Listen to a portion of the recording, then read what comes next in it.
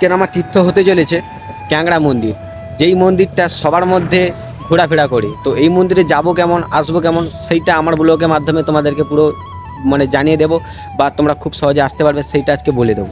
তো এখন আমি আছি ক্যাংড়া মন্দিরে। তো এখানে দেখতে পাচ্ছ এই মন্দিরটা ক্যাংড়া মন্দির।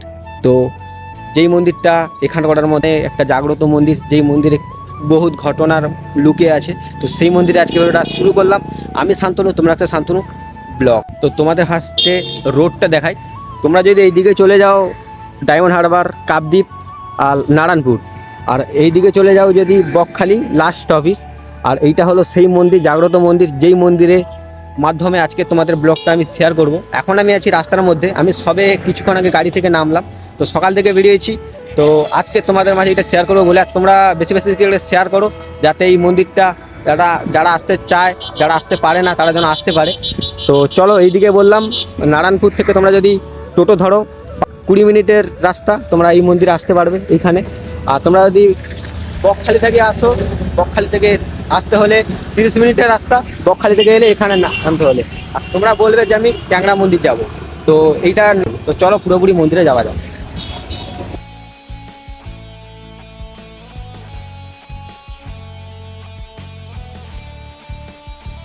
বলতে বলতে যেই মন্দিরে প্রবেশ করবো বললাম, সেই মন্দিরে পুরোপুরি চলে এসেছি।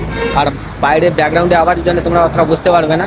তো এইটা হলো সেই মন্দির। তোমাদেরকে যেই মন্দিরটা দূর থেকে দেখাচ্ছিলাম এতক্ষণ, তোমাদেরকে সেইটা কাছ থেকে দেখাচ্ছি।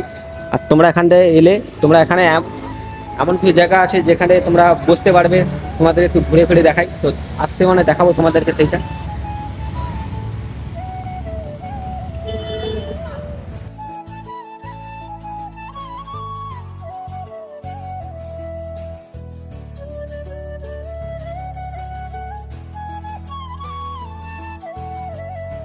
তো একটা জিনিস চোখে বললো, তোমরা যদি ওখানে আসো তো জল যদি পিপাসা পায়, তোমরা এখানে আসতে পারো। তো মন্দির থেকে বেশিটা দূরে না, মানে একটুক্ষণ এলে, একটুক্ষণ বলতে গেলে পুরোটাই ভুল, তোমরা দেখতে পাবে অবশ্যই এলে। তো এখান থেকে তোমরা জল নিজেরা নিতে পারবে, যাতে মানে কোনো সমস্যা বা না হয়। তো তার জন্য এই ব্যবস্থাটা করা আছে, দেখতে পাচ্ছ। আর এখানে যখন পুজো হয় তখন হচ্ছে 1.5 মাস ধরে অ্যাকচুয়ালি পুজো হয় এখানে। তো পুজোটা খুব বড় এখানে করা, তোমরা যেখানে এখানে এলে বুঝতে পারবে যে পুজোটা কত বড়। তো এই মাঠে প্যান্ডেল প্রতি বছরই হয়ে থাকে। তো আমি একবার এসেছিলাম, দেখেছিলাম। তো এবারে আসতে পারিনি, তোমরা চাইলে আসতে পারো। তো আর এই দিকে দেখতে পাচ্ছ, এইগুলো তখন পুরো প্যান্ডেলে ভরে যায়। আর তোমাদেরকে কাছে গিয়ে একটু পুরোটা দেখাই। আর যেটা বলি, তো তোমরা যদি এখানে আসো, নো রিল্যাক্স। তো এখানে এলে তোমরা বসার ছেঁড়া কোনো অভাব করবে না। ওখানে দেখতে পাচ্ছ তোমরা বসতে পারবে, পুরো ঘেরা রয়েছে।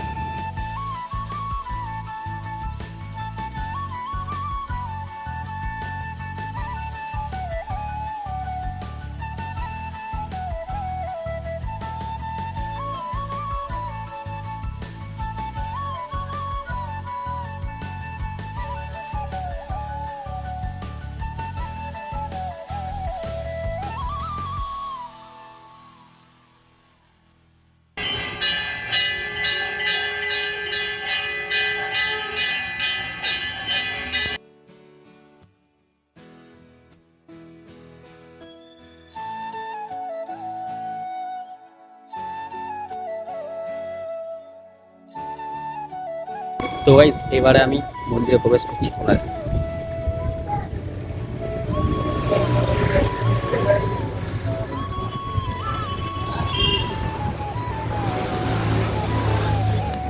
এখন আমি আছি ক্যাংড়া মন্দিরে পুরো।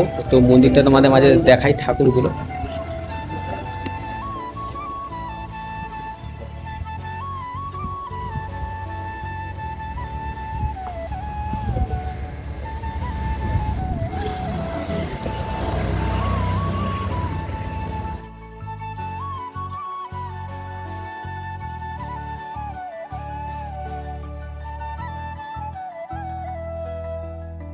মন্দিরের পিছন দিকে গেলে বরজ দেখতে পাবে তোমরা।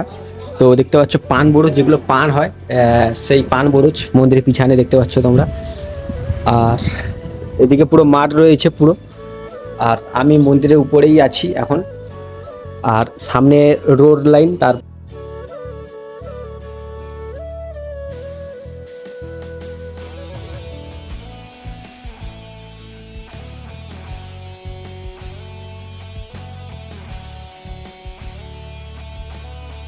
তো গাইস আর একটা কথা বলি, এখানে পুজো হয় শনি আর মঙ্গলবার।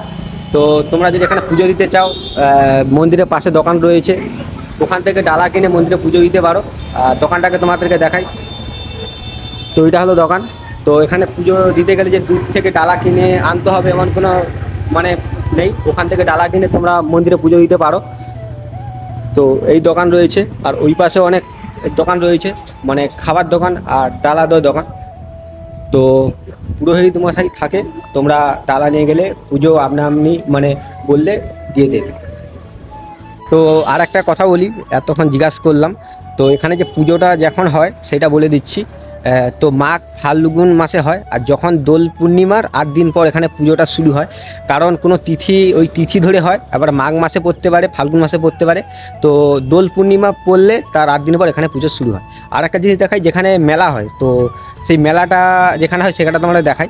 তো ওই দেখতে পাচ্ছ রাস্তা থেকে নেমে এলে এই জায়গাটা, এই মাঠগুলো দেখতে পাচ্ছ পুরো মেলায় ভরে যায়, তখন দোকান মানে দোকানের মাধ্যমে দেখাই। দুটো মাঠই ভর্তি হয়ে যায়, এই মাঠটাও পুরো ভর্তি হয়ে যায়, আর এই মাঠটা। তো দেখে বুঝতে পারছো। আর বেশি ভিডিওটা লং করা যাবে না, কারণ অনেক বড়োটা হয়ে গেল। তো তোমাদের ডিটেলসটা পুরো জানিয়ে দিলাম, আর তোমরা যদি আসতে চাও এখানে আসতে পারো। তো আর বেশি ভিডিওটা লং করবো না, এখানে ভিডিওটা শেষ করলাম। তো তোমরা লাইক কমেন্ট শেয়ার করতে যেতে ভুলো না, আর ভরিয়ে দাও লাইক কমেন্ট শেয়ার করে, যাতে আরও আগামী দিনে আরও ভালো ভালো কন্টেন্ট তোমাদের মাঝে আনতে পারি, আর তোমরা দেখে অনুভব করতে পারো বা বুঝতে পারো। চলো টাটা বাই বাই, ভালো থাকো, সুস্থ থাকো।